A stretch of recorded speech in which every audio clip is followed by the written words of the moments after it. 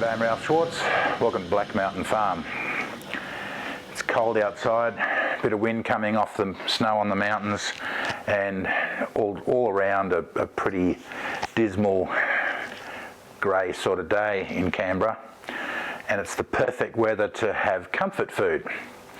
Now, every family has their comfort food go-tos, that short menu of spaghetti bolognese, chicken soup, stroganoff, all these various foods that you can whip up in a jiffy, you can make it in your sleep, and when you eat it, it just puts you in a different place, makes you feel completely different about the day.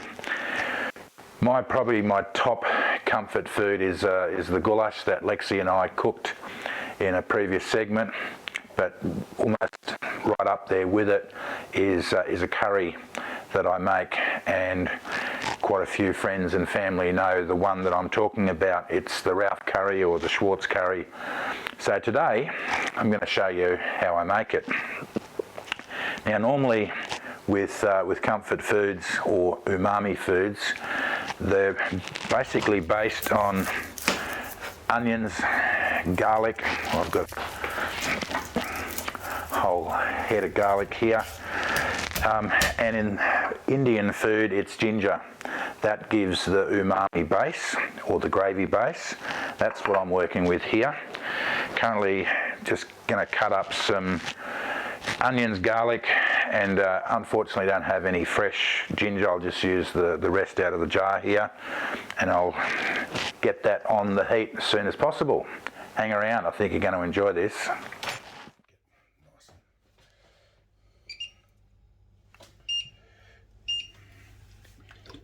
Down here.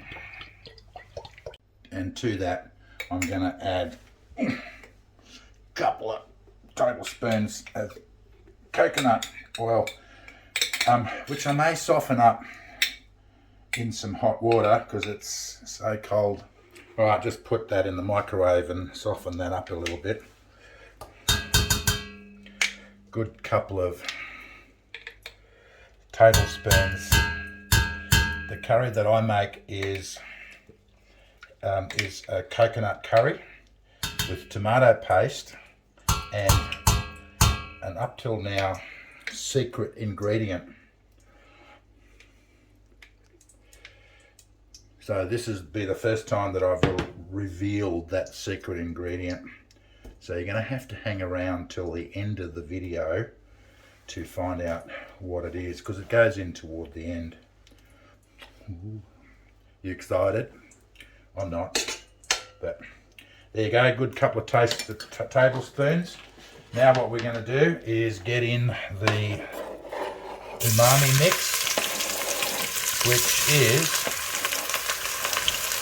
a couple of good size onions, a tablespoon of, or a good tablespoon and a half of garlic, tablespoon and a half of ginger, and it's going to start browning now. Over and above, if you can, I'm actually going to take some of this onion, garlic and ginger to make another dish, which is another signature dish that people know that I make with my curry, which is a sort of umami pumpkin dish. It's pumpkin which is fried with the onions, garlic and ginger, and then it's boiled in that mixture, and it's crushed, and what comes out is pumpkin like you've never tasted before. You've got to try this recipe as well. I'll put it in the description. Hey, in the meantime, while everything's cooking, wonder if I can get you to do me a favour and hit the subscribe button. Can you see my finger? The subscribe button. It's not going to cost you anything. We don't upload all very often. We're not going to bother you too much, but when we do, I'm sure you'll want to be informed when we do. Some of the recipes we do are spectacular, and sometimes we have a bit of fun while we're doing them. Anyway, I'll get busy doing the rest of the stuff. I'll get back to you in a sec.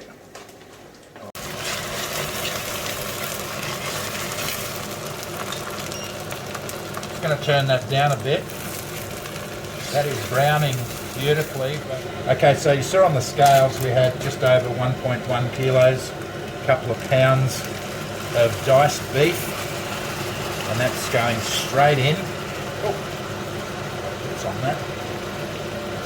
And I'll start mixing that around straight away and bring the heat back up to top heat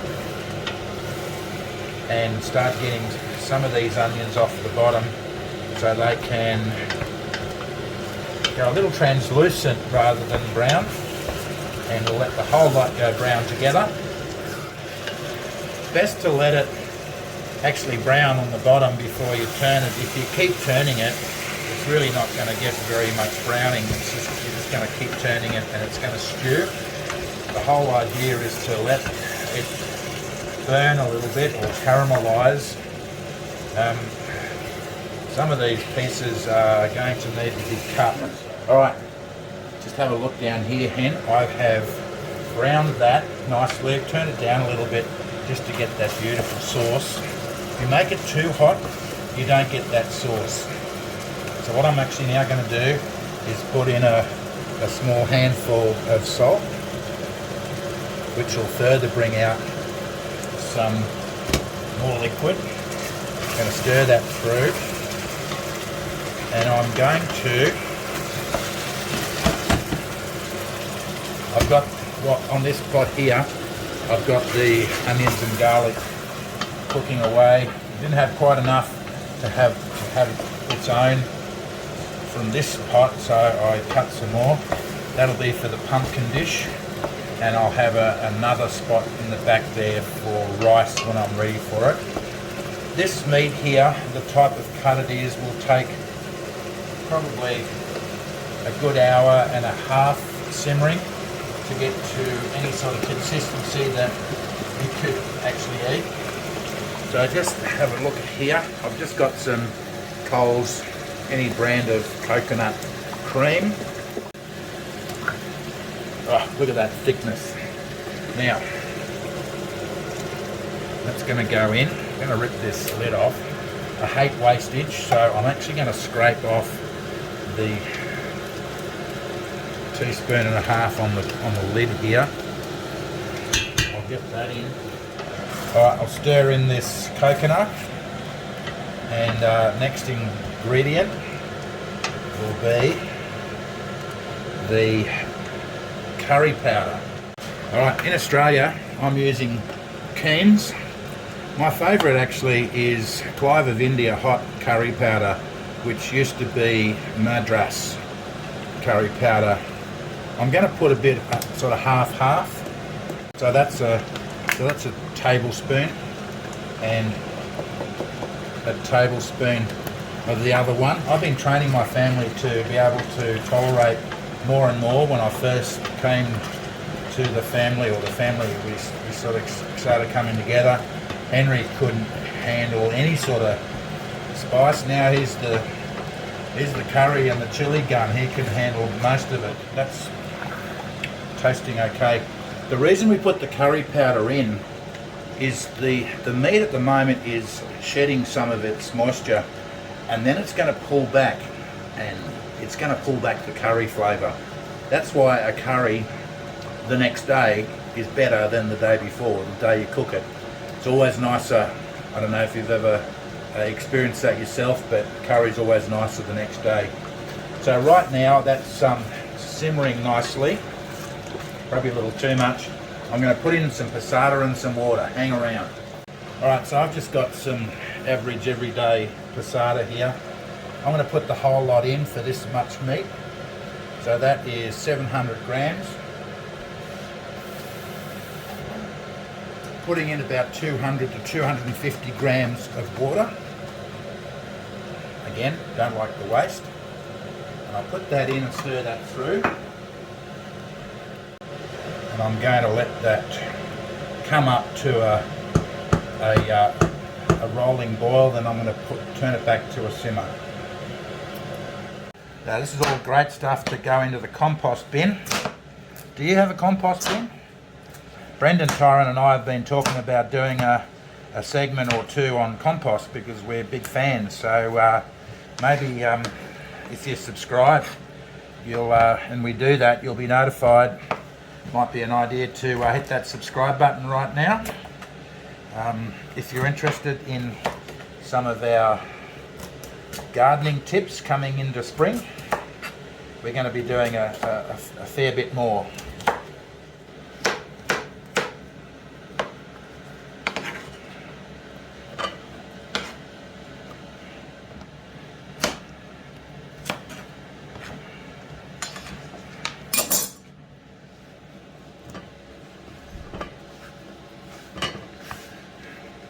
Because this is a condiment rather than a part of the meal, it's not a separate course, it's just probably a little bit more than a condiment.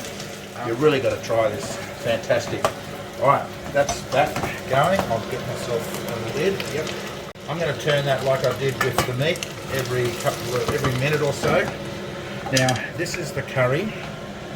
It's on a nice simmer. I'm about to throw in the secret ingredient, which is going to completely change the flavour. Alright, secret ingredient is coriander. Big chunk of coriander. It flavours this in a way that I've never tasted anything like it in my life before. It's even better if you can get the roots. The roots have so much flavour, the stems only just a little bit less. It's actually the leaves that have the least amount of flavour. So if you really want coriander flavour, go for roots. Don't go for powder. It tastes nothing like this coriander. And coriander, incidentally, in the USA and parts or Northern America is called cilantro. So anyway, here we call it coriander. Alright, I'm going to slice that up real fine. Another accompaniment to a Ralph curry is tomato, onion and coriander. I'm going to keep a good handful. Not everyone likes that. The Mauritians call it a chutney. I love it. The taste of coriander, tomato and onion is just spectacular. So I'm going to keep some aside. It smells fantastic. And the whole lot of this coriander just goes straight in.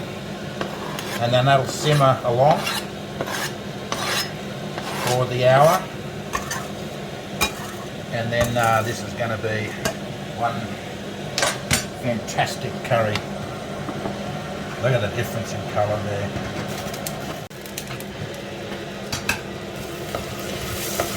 So that's browning beautifully. What I'm actually going to do now is let it go at that and cover the bottom, just the bottom, with water and let that steam with that caramelisation in there, and that'll probably take 30 to 40 minutes at a medium to low heat, like a simmer. And then I'm just going to have a quick taste of this.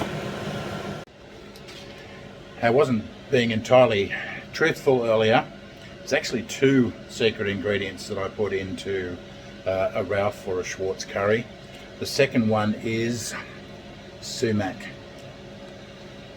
I also put it in my beef jerky, but sumac lifts the flavour of curry spectacularly. It's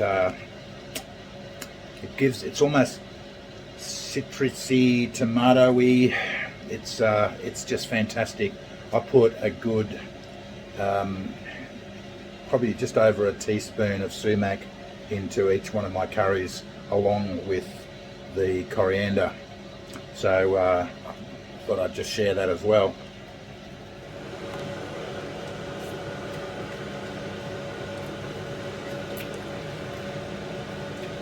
That's going to be a spectacular curry.